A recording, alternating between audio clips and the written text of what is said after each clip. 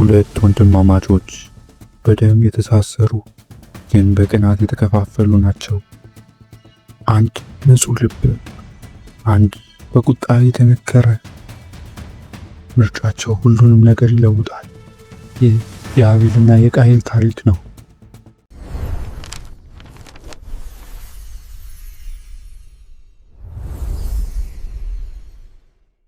አዳምና ሔዋን ከኤደን ገነት ከወጡ በኋላ ምድር ላይ አዲስ ሕይወት ጀመሩ።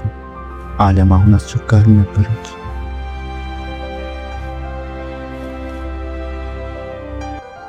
ፍጹም የአትክልት ስፍራ አልነበረም።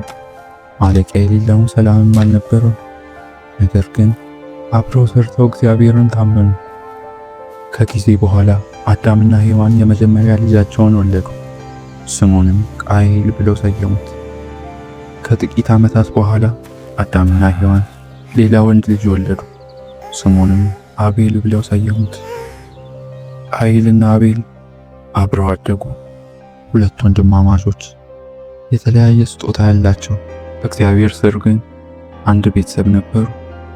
ቃየል እርሻ ያርስ ነበር። ዘር ዘርቶ ሰብሉን ሰብሎ የምድር አፈር ይንከባከብ ነበር። አቤል እረኛ ሆነ። በጎቹን በአረንጓዴ ሜዳ ውስጥ እየመራ መንጋውን ይንከባከብ ነበር። ጊዜ እያለፈ ሲሄድ ሁለቱ ወንድማማቾች ከስራቸው የሚያገኙትን ስጦታ ለእግዚአብሔር ለመስጠት ፈለጉ። አቤል ለእግዚአብሔር ካሉት በጎች ምርጡን መረጠ። ጌታ በንብረቱ ሁሉ ለመባረክ ፈለገ። መባውንም አዘጋጀ። ቃየል እርሻ ቦታ ይሰራ ነበር። ያመረተውንም ሰብል ይዞ ይመጣ ነበር። መስዋዕቱንም አዘጋጀ። ልቡ ግን ሙሉ በሙሉ አመስጋኝ አልነበረም። እግዚአብሔር የአቤልን መስዋዕት በሞገስ ተመለከተ፣ ምክንያቱም ከንጹህ ልብና አመስጋኝ ልብ የተገኘ ነው። ነገር ግን የቃየል መስዋዕት ተቀባይነት አላገኘም። ቃየል በጣም ተበሳጨ።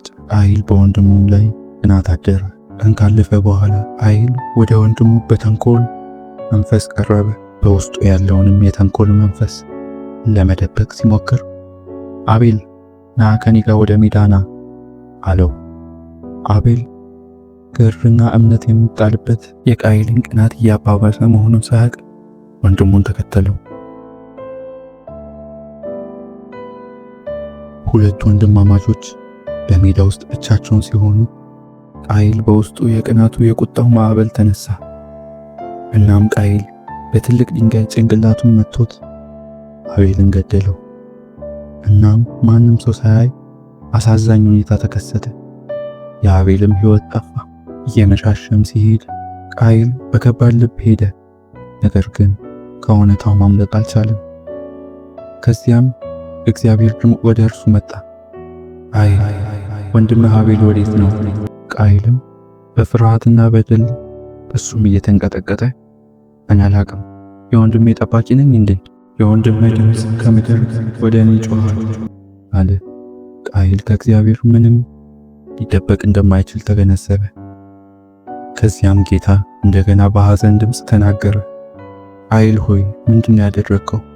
ከአሁን ጀምሮ ምድሪቷ ኃይሏን አትሰጥህም፣ በምድር ላይ እረፍት የማጣት መንገድ ትሆናለህ አለው። ቃየልም ተንቀጠቀጠ። ነገር ግን በዚያ ጊዜም ቢሆን እግዚአብሔር ምሕረት አደረገለት። ቃየልም ማንም እንዳይነካው የጥበቃ ምልክት አደረገለት። ቃየልም በጸጥታና በፍርሃት ተሞልቶ ወደ ሩቅ የኖድ ምድር ሄደ። ዜናውን አዳምና ሔዋን ሲሰሙ ልባቸው ተሰበረ። የሚወዱት ልጃቸው ሞተ። ቃየል ደግሞ በፍቅር ያሳደጉት ልጃቸው ከምድሪቱ ሸሽቶ ነበር። ሐዘን ቤታቸውን ሞላው። በሐዘናቸው እግዚአብሔር መጽናኛ እንዲሰጣቸው ጸለዩ። በሕመም ውስጥ ቢሆኑም እንደሚያጽናናቸው በመተማመን። ስለዚህ የቃየንና የአቤል ታሪክ ፍጻሜውን አግኝቷል። በመጀመሪያ ተስፋ ነበረ፣ ነገር ግን ቅናት አሳዛኝ ነገር አምጥቷል። ነገር ግን በፍርድ ጊዜም ቢሆን እግዚአብሔር ቃየንን ወደ አዲስ ምድር በመምራት ምሕረትን አሳይቷል። የምናደርገው እያንዳንዱ ምርጫ ዕጣ ፈንታችንን እንደሚቀርጽ ያስታውሰናል። ከቁጣ ይልቅ ደግነትን፣ ከጥላቻ ይልቅ ፍቅርን እና ከግጭት ይልቅ ሰላምን እንምረጥ።